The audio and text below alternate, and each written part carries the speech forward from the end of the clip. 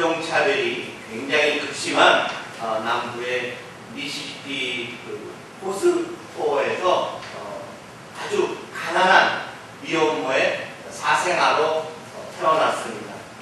그리고 어머니의 품이 아닌 할머니의 품에서 자랐는데요. 할머니는 매일매일 이 아이를 때렸습니다. 그리고 9살 때 사촌 오빠한테 성폭행을 당하고, 그 다음에 그 성폭행을 당하고 나니까는 또 14살 나이에 아이를 낳았습니다. 그런데 미숙아를 낳았기 때문에 그 미숙아는 두 주 만에 죽었습니다.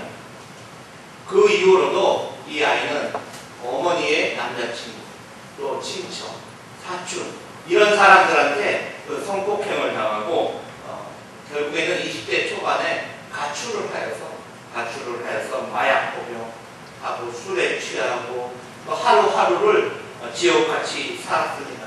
그러다 보니까 이 사람은 살고자 하는 의욕이 없어서 몸무게가 237파운드, 약 103kg 정도, 107kg 이렇게 나가는 그러한 몸무게를 가진 생을 포기한 그런 사람이었습니다. 그런데 이 여인이 지금은 모든 사람들이 가장 갖고 싶어하는 명예도 가졌고요, 또 돈도 가졌고요, 또 지위도 가졌습니다. 그런데 이 여성이 이렇게 우뚝 서게 된 것은 매일매일 성경을 읽었고요, 매일매일 책을 읽었다고 합니다. 그런데 친구가 없어서 강아지에게 성경책을 읽어주고, 또 언젠가부터는 하루에 나에게 일어난 5가지의 감사한 이야기를 적어내려가는 그러한 일기를 쓰는데 아주 충실했다고 합니다. 그러한 습관들이, 성경을 읽고 독서를 하는 이러한 습관들이 쌓이고 쌓여서 지금 아주 고부가가치를 창출하는 그러한 여인이 되었던 것입니다. 그녀는 이렇게 이야기했습니다. 나를 이렇게 만든 것은 첫째는 신앙이고 두 번째는 독서의 힘이었다라고 이야기를 합니다. 이 사람이 누구일까요? 이 여인은 미국을 움직이고 또 막강한 브랜드 파워를 발휘하면서 아나운서로서, 또 앵커로서, 또는 자기가 진행하는 쇼의 진행자로서 힘을 발휘하고 있는 바로 오프라 윈프리입니다. 이 여인은 전 세계 2,200만 명이라는 그런 시청자가 있고요. 그리고 세계 105개국에 있는 사람들에게 방영이 되는 그러한 쇼를 진행하는 여인입니다. 그리고 1년에 1억 5천만 달러를 버는 자산가입니다. 그리고 세계에서 10억 이상 되는 자기의 재산을 가지고 봉사를 하고 또 전도를 하고 선교를 하는 이러한 여인입니다. 미국인이 가장 존경하는 여성 중에 하나고요. 20세기의 인물이라고 하나 지명받은 시사 타임즈에 의해서 선정이 됐던 그러한 사람입니다. 그리고 세계 10대 여성의 선두라고 일컬음을 받고 있는 이 오프라 윈프리입니다. 세상에서 이렇게 유명한 사람, 또 어려운 환경에서 태어난 사람도 있지만은 그보다 더 아주 안 좋은 환경에서 태어나신 그러한 분이 있습니다. 그런데 그 안 좋은 환경에서 태어나셨는데 인류 역사상 가장 위대한 일을 하셨던 분이 있습니다. 바로 예수 그리스도인 것입니다. 예수님께서는 지금으로부터 2012년 전에 우리가 살고 있는 그러한 방도 아니고요, 병원도 아니고요, 단지 마구간을 위해서, 그것도 누일 데가 없어서 말이 먹이를 담아서 먹는 그 지저분한 말구유 먹이통 위에서 누워서 탄생하셨던 그러한 분이셨습니다. 유대나라 베들레헴 다윗 성에서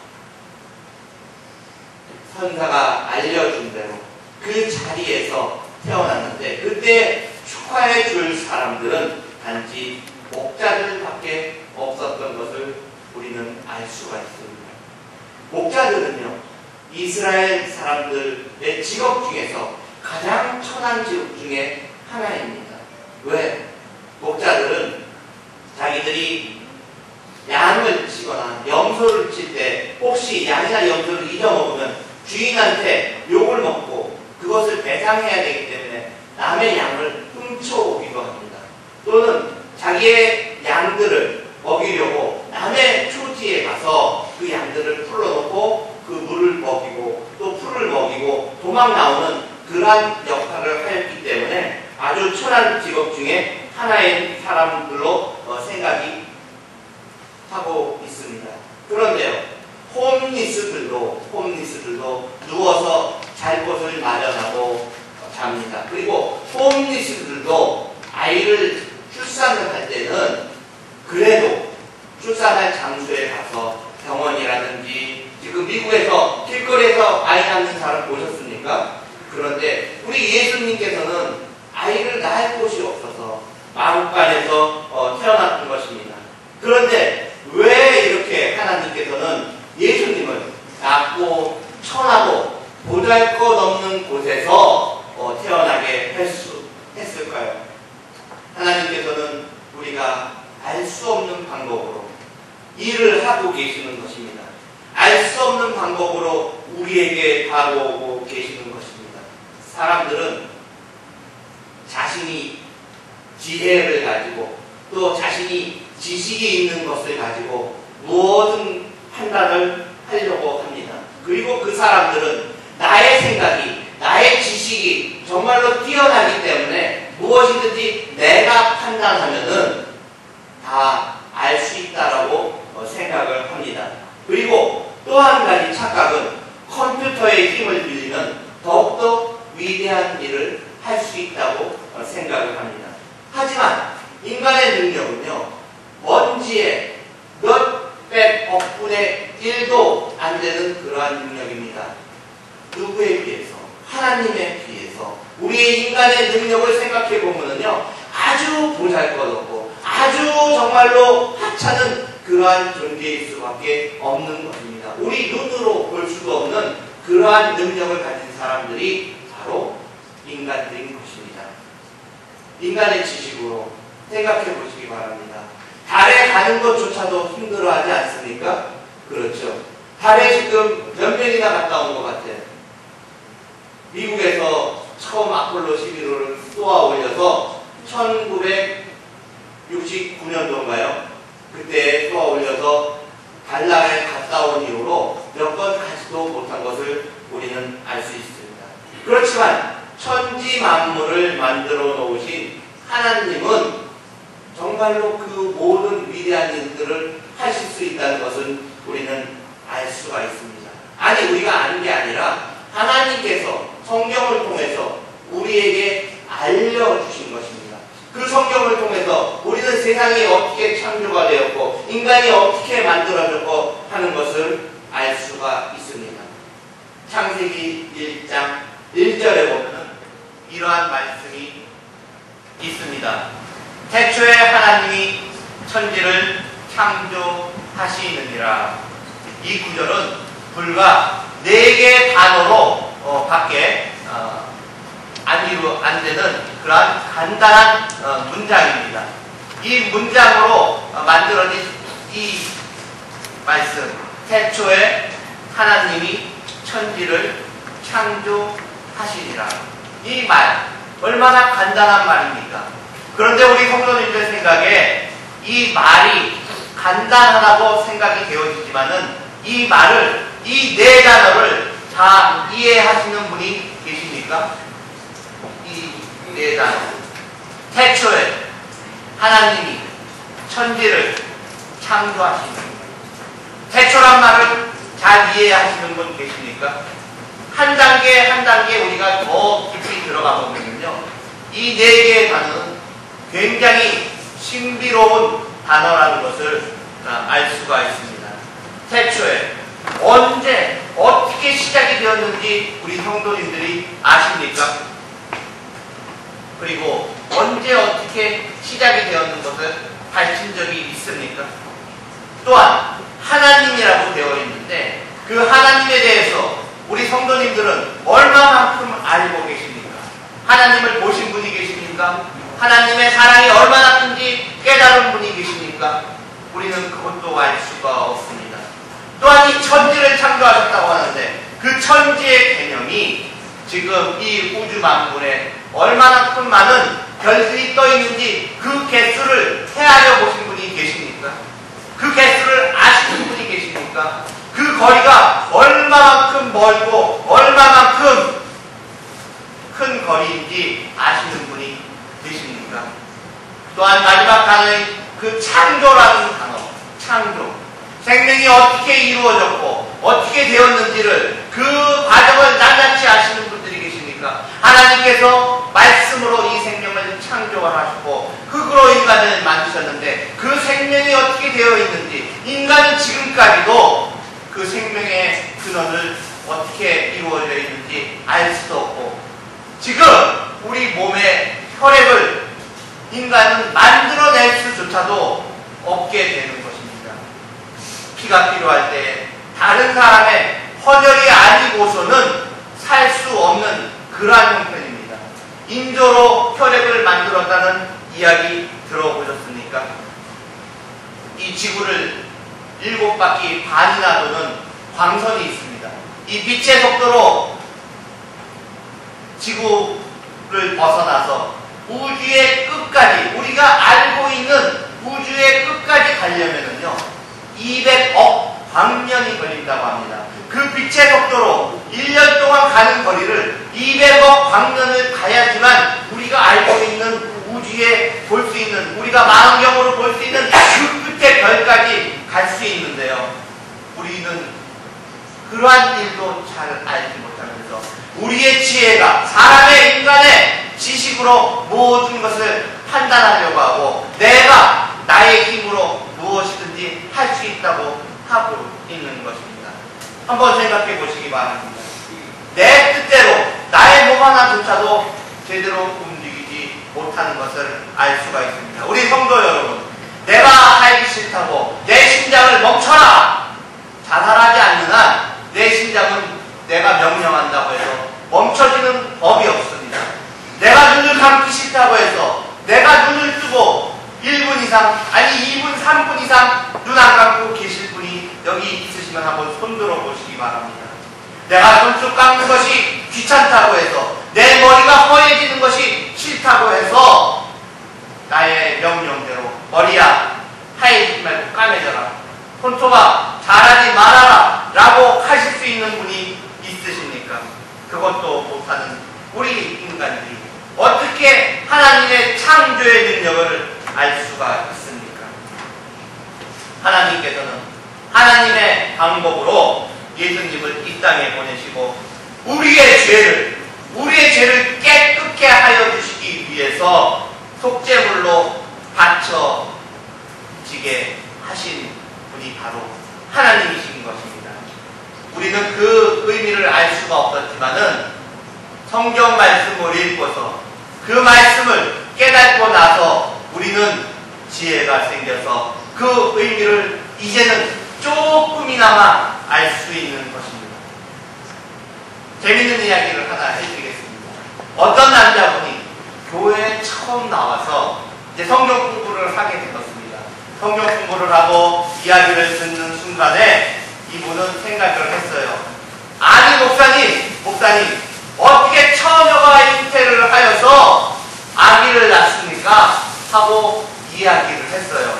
그랬더니 목사님이 설명을 하려고 하는데 옆에 있던 다른 처음 나오신 어르신이 이렇게 이야기를 합니다. 아니 사람아, 마리아의 남편인 요셉도 가만히 있는데 왜 당신이 그렇게 이의를 제기를 하나? 이렇게 이야기를 했다고 합니다.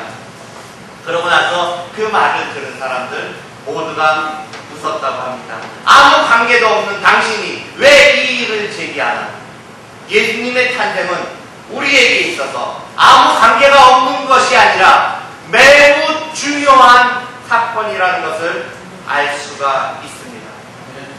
아버지와 아들이 있습니다. 그런데 아버지는 이 아들을 무척이나 사랑을 했습니다. 근데 그 아들이 이 세상에서 호랑방탕하여서 죄를 저질렀습니다.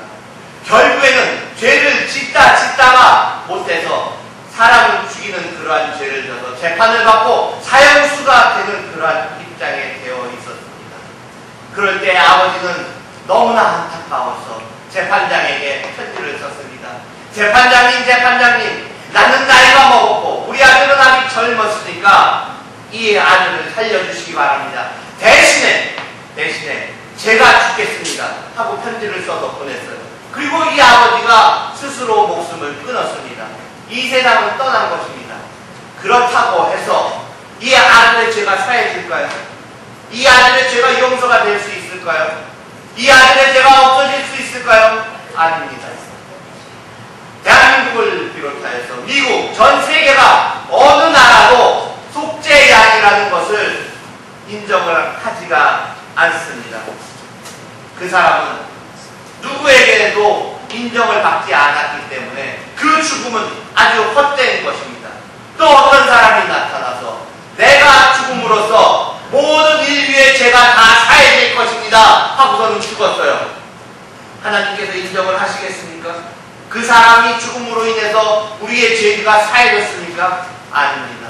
하지만 예수님께서는 하나님께서 인정하신 속죄의 양인 것입니다. 흠없고 깨끗하고 아주 거룩한 속죄의 양이었던 것입니다. 그렇기 때문에 우리의 죄를 사해줄 자격이 있는 분이셨던 것입니다. 예수 그리스도께서는 하나님께서 인정하는 분이십니다.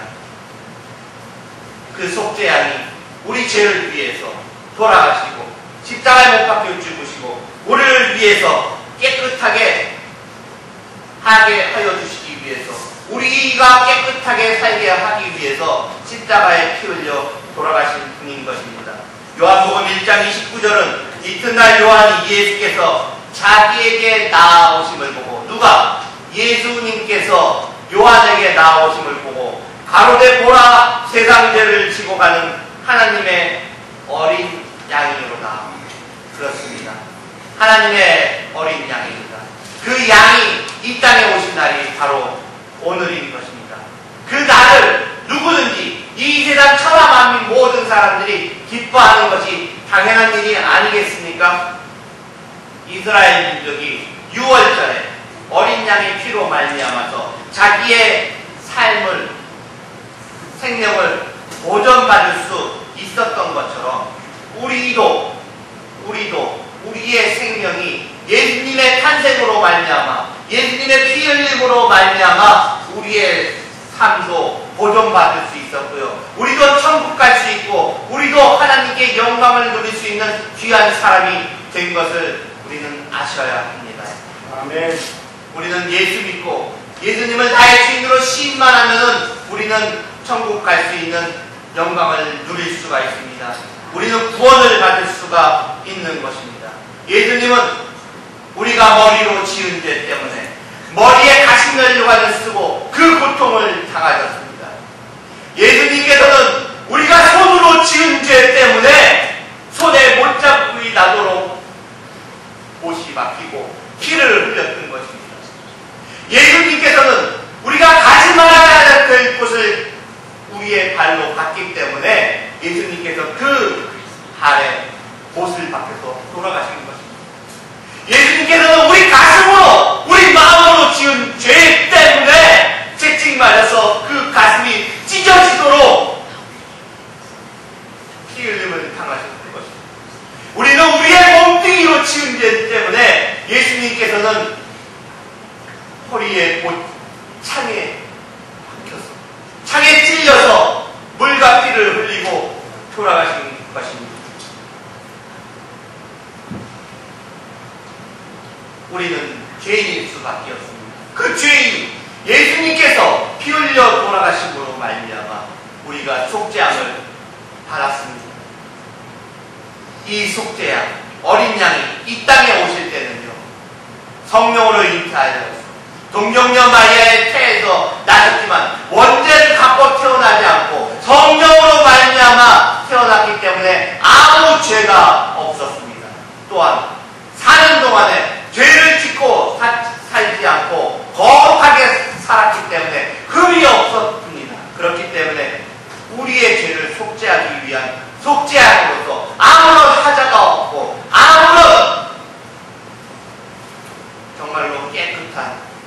그러한 제물이었던 것입니다.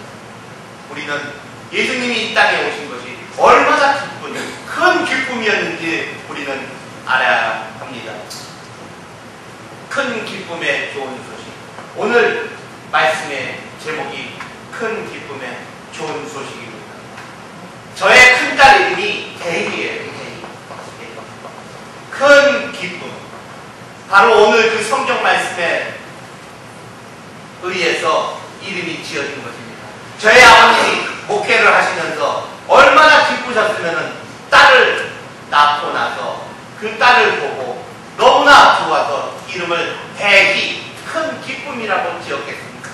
그리고 둘째 딸을 낳았을 때는 너무나 더 기뻐서 이어지는 기쁨이라는 뜻으로 연희라고 지었습니다.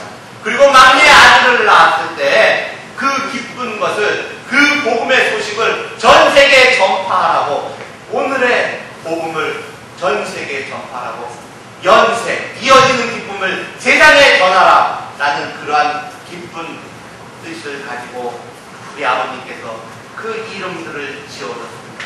저는 아이들을 키우면서 그 큰 기쁨이 무엇인지, 바로 큰 기쁨은 복음의 그 소식이었던 것입니다. 굿뉴스, 굿뉴스, 복음. 바로 이 소식이 바로 우리에게 있어서 가장 큰 기쁨인 것입니다. 유명한 R.A. 토레이 목사님께서 어느 날 부흥 집회에 가셨다가 이분께서 식당에 가서 식사를 하시고 이제 집회에 참석을 하려고 생각을 하고 식당에 갔습니다. 그런데 웨이터의 표정이 굉장히 안 좋았어요. 자기를 서빙을 해주는, 음식을 날라가주는 그 웨이터의 표정이 굉장히 안 좋았던 것을 볼 수가 있었습니다. 그때 R.A. 토레이의 그 마음속에는 성령께서 역사하셔서 저 웨이터에게 전도를 해야지 라는 성령의 역사하심이 들렸습니다. 그런데 이 목사님께서는 상황이 뭐 별로 좋지가 않아서 이 사람에게, 이 청년에게 단지 이렇게 물어봤습니다. 아니, 청년 얼굴이 왜 그래? 그랬더니 안 좋은 일이 있습니다. 이때 이 목사님께서는 전도를 했어야 하는데, 복음을 전했어야 하는데 복음을 전하지를 못했습니다. 그러고서는 음식을 다 먹고 계산하고 나왔습니다. 나와서 집회를 하는 동안 얼마나 마음이 부담이 가는지, 성령님께서 나에게 주신 명령을, 성령님께서 깨닫게 해주신 그 말씀을 왜 전하지 못했는지 정말 너무나 마음에 부담이 가서 이 목사님께서는 다시 그 식당에 찾아갔습니다. 저녁 늦게 그 식당을 찾아갔습니다. 그런데 그 식당에는 많은 사람들이 웅성웅성 걸려 있었어요. 그리고 경찰이 오더니 시체를 하나 들고 나가요. 토레이 목사님은 이렇게 질문을 하였습니다. 아니, 무슨 일이 있습니까? 나는 누구를 만나러 왔는데, 아까 저를 서빙을 해준 그 웨이터 청년을 만나러 왔는데 그 청년을 만나볼 수 있습니까? 그리고 저 사람은 왜 저렇게 죽어서 하얀 천에 덮여서 나갑니까? 그렇게 이야기할 때 이 식당 주인은 이렇게 이야기하였습니다. 목사님, 어떡합니까? 이제 다시는 그 청년을 만날 수가 없습니다. 바로 아까 그 실려나간 그 시체가 바로 그 청년이었습니다. 너무나 힘들고 고통 속에 어려운 일을 당해가지고 있었는데 자기가 그 삶을 감당하지 못해서 자살을 하였다고 했습니다. 2층 방에 올라가서 스스로 목숨을 끊었다고 했습니다. R.A. 토레이 목사님은 너무나 하나님 앞에 죄송스러워서 자기의 가슴을 뜯으면서 통곡을 하고 울었다고 합니다. 왜 내가 그 순간에 하나님의 복음을 전하지 못했을까? 왜 그 청년에게 복음을 전하지 못했을까? 안 그랬으면 그 청년이 다시 생을 얻어서 주님 앞에서 다시 삶을 살아서 주님께 봉사하면서 천국 가는 영광을 누렸을 텐데, 그 청년이 죽음으로 말미암아 복음을 듣지 못하고 자기가 자기의 생을 마감함으로 말미암아 지옥에 갈 수밖에 없었다는 것을 깨달았을 때, 이제 나는 다시는 하나님께서, 성령께서 나에게 명령하실 때 나는 다시는 거부하지 않고 복음을 전하겠다라고 생각을 했습니다. 복음은 바로 성령님께서 우리에게 전해주실 때, 말씀하실 때 전해야 합니다. 복음은 나쁜 소식이 아니기 때문에 그 소식을 전하는 사람에게 더욱더 큰 축복이 따르게 되는 것입니다. 복음 전한다고 쇠고랑 차지 않습니다. 복음 전한다고 경찰, 경광등 불리면서 다가오지 않습니다. 사랑하는 성도 여러분, 개인의 종말이 언제 올지 모릅니다. 우리의 생명이 언제까지 이어질지 아무도 알 수 없습니다. 우리의 부모나 우리의 형제나 우리의 이웃이나 나의 친구들이 언제 어떻게 이 세상과 하식하고 생명이 없어질지는 아무도 모르는 것입니다. 기회를 놓치면 영영 그 안 믿는 사람들을 구원할 방법이 없다는 것을 우리는 알아야 합니다. 어느 보험회사에서 통계를 내었습니다. 이 통계에 의하면 영업하는 그 보험사원들 중에 48%는 전화를 할 때 한 번 전화하고 두 번 다시는 전화하지 않는다고 합니다. 그리고 25%는 두 번에서 세 번 전화를 한다고 합니다. 그리고 나머지 12%는 세 번 이상 전화를 한다고 합니다. 이 보험 영업사원들이 세 번 이상 전화를 하는 그 사람들은 80% 이상이, 그 전화 받은 사람의 80% 이상이 보험에 가입한다고 합니다. 그렇습니다. 우리 성도님들은 영원한 생명을 얻을 수가 있는 이 주님의 말씀인 하나님의 복음을 세 번 이상 전해본 적이 있습니까? 한 번 안 되면 두 번, 두 번 안 되면 세 번, 네 번, 다섯 번. 그 사람이, 나의 형제가, 나의 이웃이, 내 부모가 주님 앞에 나올 때까지 복음을 끝까지 전해야 하는 것입니다. 10번 찍어 안 넘어간다는 나무 없다고 하는 그러한 속담이 있습니다. 그렇기 때문에 우리는 계속해서 낙심하지 말고 복음의 씨를 뿌려야 하는 것입니다. 성경에 있는 말씀처럼 때가 되면 씨를 뿌리고 난 다음에 때가 되면 거둘 것이라고 하였습니다. 눈물을 흘리면서 씨를 뿌리는 자는 기쁨으로 거둘 것이라. 어떻게 한다고요? 기쁨으로 거둘 것이라. 이렇게 이야기를 했습니다. 눈을 들어서 밭을 보라. 끼어져서 추수할 때가 되었느니라. 그렇습니다. 지금 이때는 추수할 때입니다. 우리가 말씀을 던지기만 해도 그 사람이 주님 앞으로 돌아오는 그러한 때입니다. 세상이 험악하고 힘들고 어려운 때일수록 주님을 찾게 되어 있습니다. 왜? 그 주님은 바로 복음이기 때문에, 굿뉴스, 좋은 소식이기 때문에 주님을 받아들이면 우리의 삶에 있어서 축복의 삶이 찾아오게 되는 것입니다. 영원한 생명을 가는 그러한 삶이 되는 것입니다. 이 성중에 내 백성이 많으니라. 그렇습니다. 우리는 눈을 들어서 이 실버 스프링을 바라보고, 이 메릴랜드를 바라보고, 미국을 바라보고, 전 세계를 바라보면서 복음을 전하는 우리의 눈을 가져야 하는 것입니다. 성도님들, 눈을 들어서 한번 멀리 보시기 바랍니다. 눈을 들어서 바로 내 앞을 보시기 바랍니다. 내 주위에 애절하게 모습으로 주님의 말씀을 그리워하면서 사는 사람들, 그렇습니다. 그 영혼의 소리가 들리지 않습니까? 그 영혼의 소리를 들을 때 우리는 전도를 해야 하는 것입니다. 성탄절에는 선물을 많이 합니다. 초대교회에 많은 사람들이 자기의 재산이 있는 사람들은 가지고 나와서 팔아서 그 돈을 가지고 나누어서 어려운 사람들을 위해서 썼고요. 어려운 사람들은 그 돈을 가지고 씀으로 인해서 서로 봉사하면서 사랑하면서 나누어 쓰고 살았던 것입니다. 그것 때문에 성탄절에 이렇게 또한 선물을 주고받고 어려운 사람들을 위해서 우리는 하고 있는 것입니다. 어떤 남자 집사님의 이야기를 저는 들은 적이 있습니다. 이분이 젊었을 때 자기 부모님한테, 아버지 차를 사주세요 저에게 차를 사주시기 바랍니다. 아빠 꼭 차 사주셔야 돼요. 그렇게 이야기를 했어요. 그런데 성탄절날 아버지께서 차를 사주시는 게 아니라 성경책을 주더라는 겁니다. 성경책을.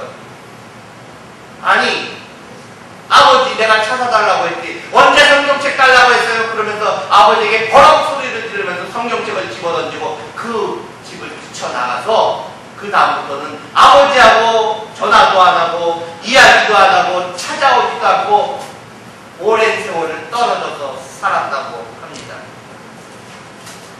그런데 어느 날 소식이 왔습니다. 당신 아버지가 돌아가셨습니다. 이제 와서 장례를 치렀으면 좋겠습니다. 오랫동안 떨어져 있어서 가기는 싫었지만은 그래도 아버지가 돌아가셨다는데 안 갈 수가 없어서 이 청년은 아니 이제 나이가 먹어서 나이가 들어서 자기도 자녀를 낳은 다음에 아버지에게 갔습니다. 돌아가신 아버지에게 가서 장례를 치르고 났습니다. 그런데 장례를 치르고 나니까 유품이 하나가 남겨져 있었습니다. 이 유품은 성경책이었습니다. 바로 자기가 성탄절날 그 선물로 받은 그 성경책 하나가 자기에게 유품으로 남아 있었습니다. 그래서 그 유품이니까 한번 성경책을 열어봐야 되겠다고 그 지퍼를 열어서 성경책을 여는 순간 그 성경책 안에는요 자동차 키하고 자동차 타이틀이 그 안에 들어있었습니다. 그리고 편지에 내가 너에게 차를 사주는데 차를 운전하는 동안 하나님의 복음의 말씀을 듣고 하나님께서 너와 함께하기를 바란다 라는 축복의 말씀이 써있는 카드가 같이 들어있던 것이었습니다. 아버지가 아들에게 성경책을 주었을 때 그 성경책을 한번 열어보기만 했다면 단지 그 성경책을 받아들이고 한 번이라도 보기만 했다면 아버지가 준 그 자동차도 받고 아버지하고 그렇게 원수처럼 지내지도 않고 아버지가 없는 것으로 인해서 자기가 그렇게 힘들게 고생하면서 살지 않았을 텐데 하는 그런 후회감이 자기에게 물밀듯이 밀려오면서 자기가 회개하는 기도를 그 자리에서 하고 그 다음부터 주님을 위해서 열심히 충성하면서 봉사했지만은 아버지 돌아가신 다음에 자기가 부려했던 것은 다시는 갚을 수가 없다고 그렇게 후회하는 이야기를 전해 들은 적입니다. 그렇습니다. 우리는 복음을 단지 받아들여야 합니다. 아무 조건 없이 하나님께서 천지 만물을 창조하신 위대한 종을 쥐신 하나님께서 이 사람의 몸을 입고 이 땅에 태어난 그 아들을 우리의 속죄물로 삼아서 우리의 죄를 깨끗하게 하여 주시기 위해서 하나님께서는 이 땅에 그 아들을 보내주셨던 것입니다. 이 아들을 보냄으로 인해서 우리는 믿음으로 말미암아 우리의 죄가 사해지고 우리가 천국 가는 영광을 누릴 수 있는 이 기쁘고 거룩한 날 우리는 어찌 기뻐하지 않을 수 있습니까? 기뻐해야 합니다. 기뻐해야 합니다. 영광 나라 천사들아 땅 끝까지 갈면서 하나님을 찬양하고 꾸준하심 전하라. 경배하세 경배하세 자신 왕께 전하세. 그렇습니다. 우리 모두 기쁘고 즐거운 날, 이날 정말